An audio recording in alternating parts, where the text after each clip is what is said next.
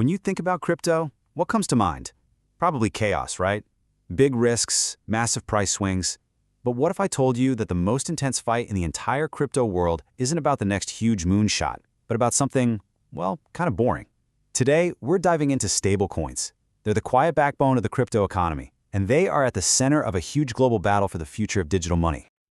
All right, let's just jump right in. The crypto market is famous or infamous for being all over the place. One day, Bitcoin is flying high, the next it's taking a nosedive. Now that's a thrill if you're a trader, sure, but for literally everyone else, it creates this massive, fundamental problem. Exactly. I mean, how are you supposed to buy a coffee, or pay a rent, or run a business with something whose value could plummet in the time it takes for the transaction to go through? You just can't. That volatility is probably the single biggest wall standing between crypto and it becoming a real, usable form of money. And this is where stablecoins enter the picture. They're the simple, pretty brilliant answer to that whole volatility problem. The idea is simple. Create a digital token that's always worth $1. So you get the speed and the global nature of crypto, but with the stability of old-school money. Problem solved, right? Well, not so fast. It turns out that how you actually create that stability is a deeply philosophical question in the crypto world. And it's led to two totally different approaches, which you can really think of as a battle between the idealist and the pragmatist. So, this is the big choice. Do you build a stablecoin that stays true to crypto's original vision? Decentralized, free from anyone's control? That's the idealist way.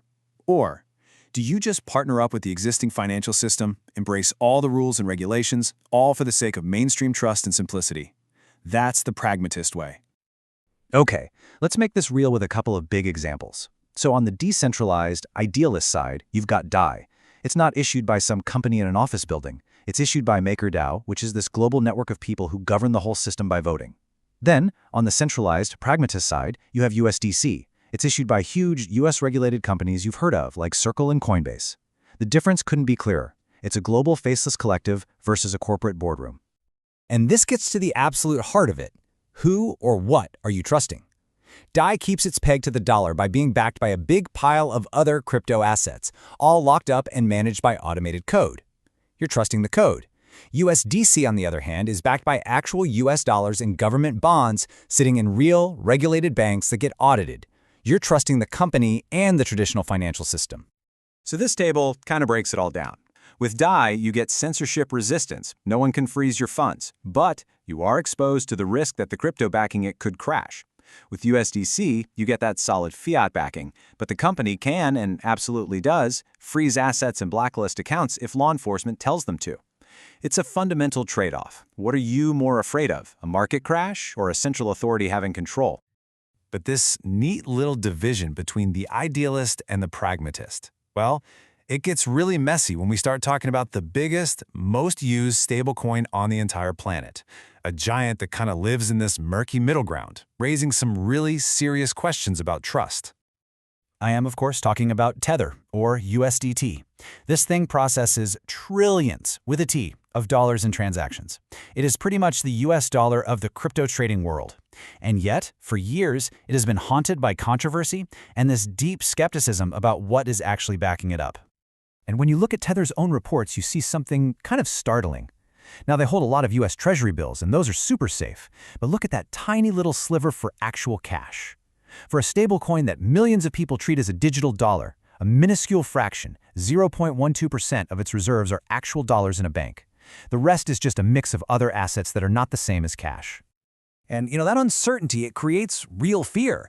This quote from a user on Reddit just perfectly captures that anxiety that's always hanging over Tether. Is it legit, or is it a house of cards just waiting to collapse? The fact that we're still asking this question about the most important stablecoin out there is exactly why governments have decided, okay, we can't just sit back and watch anymore. Yeah, the whole Wild West era for stablecoins, it's officially over. Faced with the enormous size of this market and the huge risks that players like Tether bring to light, regulators all over the world are now racing to bring some order to the chaos. And they are moving incredibly fast. I mean, just look at this timeline. Between mid-2023 and mid-2025, pretty much every major financial center, we're talking Japan, the EU, the US, Hong Kong, is rolling out major new rules just for stablecoins. This isn't a coincidence. It's a coordinated global shift from just watching to actively regulating. Now, the good news here is that a global consensus seems to be forming on the basics. Regulators everywhere pretty much agree on 3 key things. Number 1, no more funny business with the reserves. They have to be backed one-to-one with safe, liquid assets. 2, you, the user, must have a clear legal right to get your dollar back. And 3, those reserve assets have to be kept separate and safe, so if the company goes bankrupt, your money doesn't just vanish with it. But even with those shared goals, the devil is always in the details, right? The world isn't creating one single rulebook. Instead, what we're getting is this patchwork of different systems. Let's just look at the 2 biggest ones, the United States and the European Union. This comparison really shows you how fragmented things are. The US framework is basically built for banks and focuses heavily on US dollar coins. The EU, with their MiCA rules, uses this broader e-money license. But the biggest difference is access. The US essentially says, if you want to operate here, you play by our rules. The EU says, nope, you have to set up a whole separate company inside the union. This creates a really complex and tricky global map for any stablecoin that wants to operate everywhere. So, after all that, where does this leave us? Well, in just a few short years, stablecoins have gone from being this clever little tool for crypto traders to a brand new, globally regulated financial asset class.